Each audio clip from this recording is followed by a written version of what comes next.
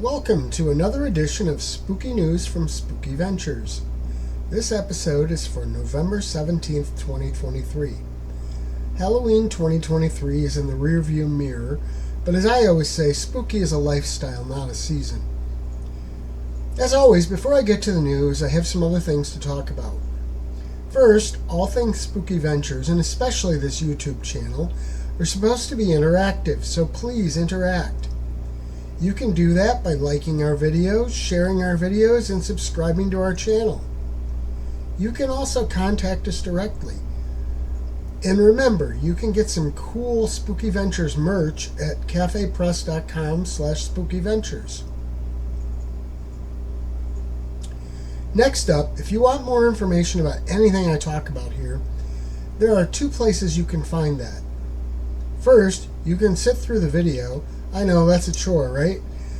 But if you do that, you'll find all the source and more information URLs at the end of this video. You can also look at the details section listed on this video on YouTube, and you'll see them all listed right there. Well, with that out of the way, let's get to the news. Our first piece of news comes from the Just Plain Creepy files. That's because an anthropologist in Fort Myers, Florida, was shopping in a local thrift shop, looking through their Halloween section, and found an unusual skull decoration. It was unusual because it was a real human skull. Authorities were notified, and the skull was taken in for further investigation.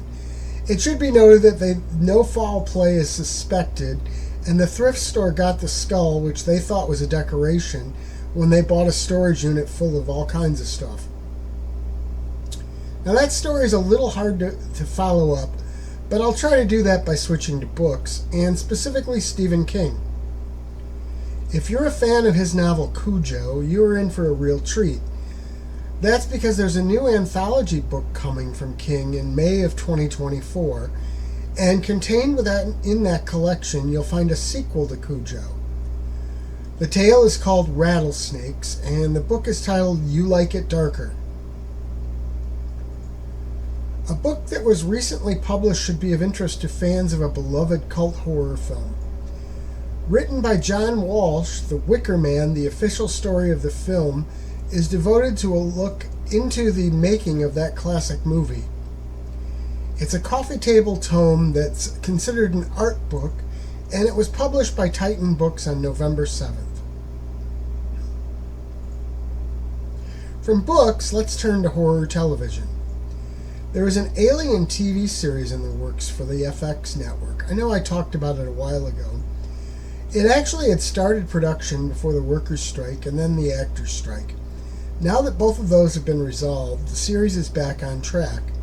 It is expected to start shooting in February and hit the airwaves sometime in the first half of 2025.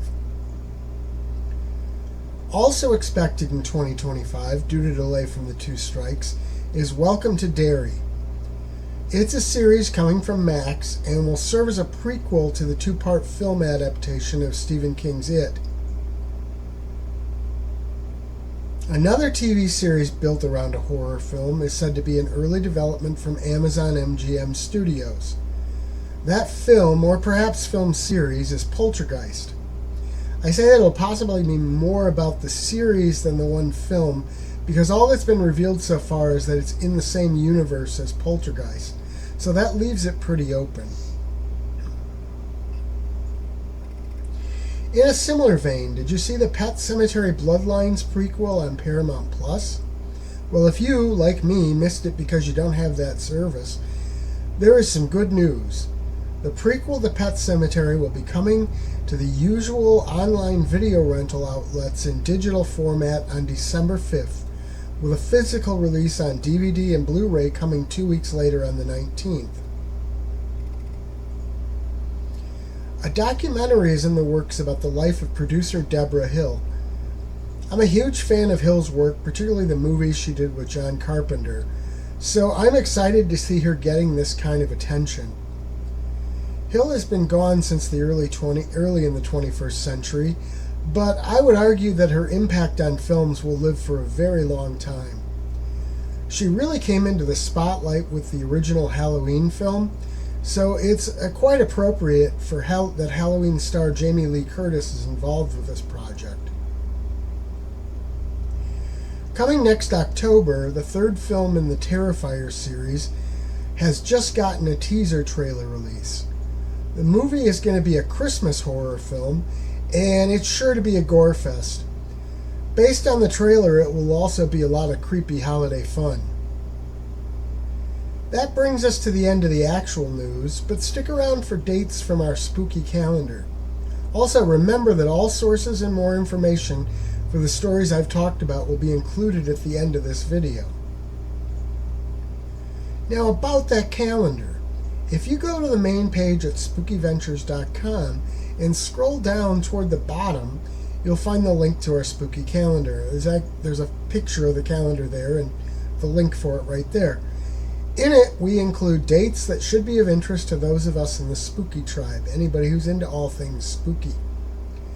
Looking to that calendar, we see that the movie Thanksgiving opens today on November 17th. I mentioned Jamie Lee Curtis earlier. Her birthday is next week on the 22nd. The following day, the 23rd, would have been Boris Karloff's birthday. The next day, the 24th, we'll see a new anthology book published. That book is Horrifying Holidays 2, More Holiday Spookfest, and I'm the person who's publishing it. It includes a number of Christmas-time horror stories and poems, and even one dramatized nonfiction piece. You'll be able to get it at lulu.com/spotlight/strange-sound in paperback and hardcover. Well, that's all for this time around. I'll see you all in a few weeks, sometime mid-December. In the meantime, remember, spooky is a lifestyle, not a season, so always keep it spooky.